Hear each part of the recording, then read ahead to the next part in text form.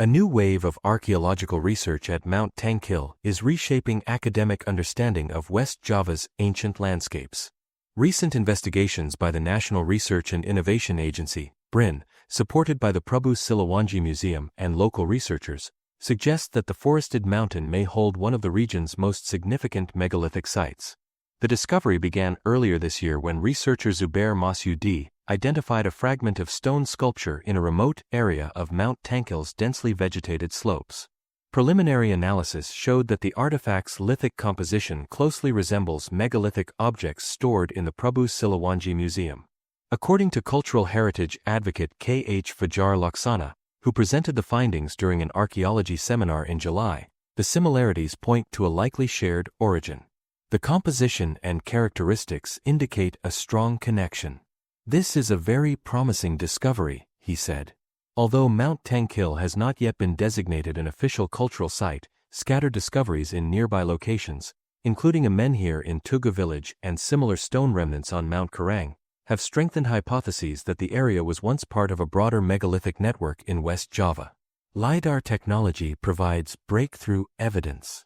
From 16 to 20 September 2025, BRIN deployed LiDAR technology, light detection and ranging, over parts of Mount Tangkil, marking the most advanced survey of the site to date.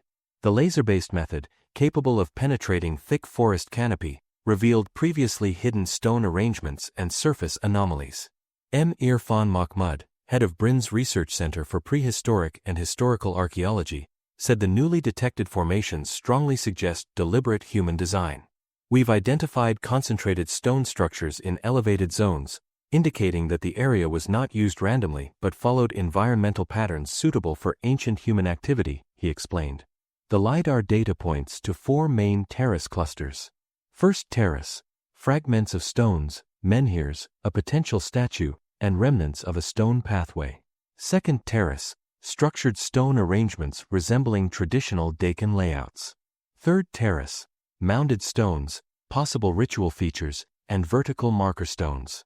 Fourth terrace, elongated stone formations and additional upright stones. Researchers also detected anomalies believed to be remnants of ancient pathways and terraced platforms, indicating sophisticated land modification.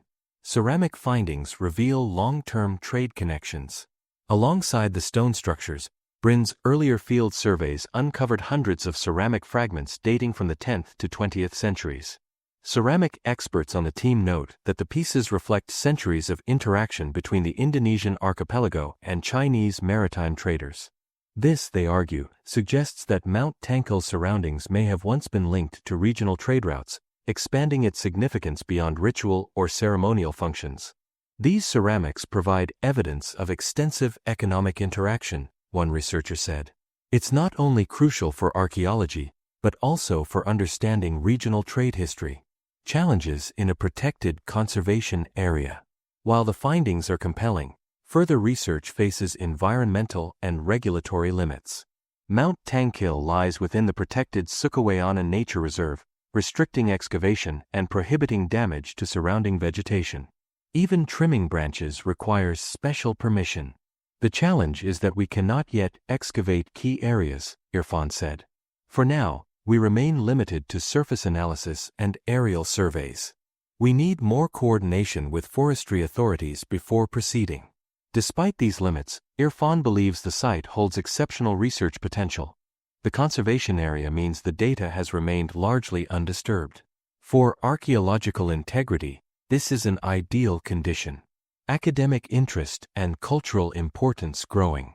Interest in Mount Tangkil is also rising among scholars.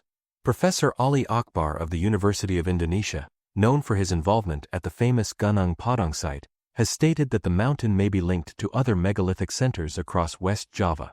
Such connections could make Mount Tangkil an essential piece in understanding prehistoric cultural networks in the region. Mount Tangkil also remains significant to local communities who continue ancestral rituals at several points in the area. Researchers argue that these living traditions strengthen the case for official recognition. Calls for cultural heritage status intensify. Given the mounting evidence, researchers from BRIN and cultural leaders have formally encouraged both regional and national governments to establish Mount Tangkil as a cultural heritage site. What began as a routine museum verification effort has developed into strong indications of a major archaeological site, said K.H. Fajar. We urge the government to protect Mount Tangkil as cultural heritage. BRIN is preparing for another research phase in early September, involving drone mapping and expanded LiDAR scanning to refine structural interpretations and identify possible buried features. If validated and protected, Mount Tangkil could become one of Indonesia's most important newly identified megalithic areas, offering insights into ancient engineering, trade, and cultural practices hidden for centuries beneath the dense Sukabumi forest.